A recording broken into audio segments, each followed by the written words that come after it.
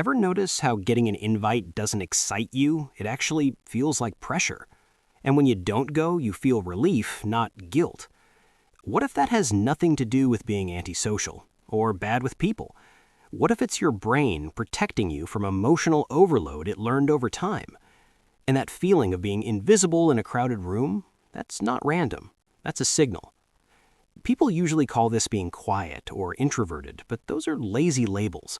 Because people who don't join gatherings aren't avoiding people, they're avoiding a feeling. The pressure to perform, the fake small talk, that moment when you realize you're in the room but not really in it.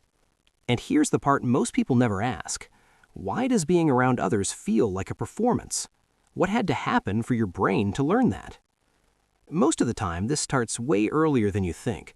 Not with people, but with moments where being yourself didn't feel safe. Maybe it was a classroom where you spoke once and got laughed at, or a family gathering where you were talked over and learned to stay quiet. So your brain adapted. It learned to stay alert in groups, to scan faces, to measure every word. Not because you're weak, but because at some point being careful felt safer than being real. And this is how it shows up now. You don't just not feel like going. Your body reacts before your mind does. Your shoulders tense, your chest tightens. You start picturing the noise, the questions, the small talk you'll have to fake. And before you even choose, your system is already drained, like the decision was made without you. That's the cost. Gatherings don't register as fun anymore. They register as work, as something you survive over and over again. But here's the part that surprises most people. This isn't your personality. It's your nervous system doing its job a little too well. At some point, it learned that crowds mean pressure, noise means demand, and attention means risk. So it keeps you alert, guarded, on edge. And that protection worked once, it kept you safe, but over time it starts costing you. Energy, ease, even pieces of yourself you don't realize you've been holding back. And this is where it gets complicated, because on the outside you might seem distant or uninterested, but on the inside you still want connection, just not the kind that drains you.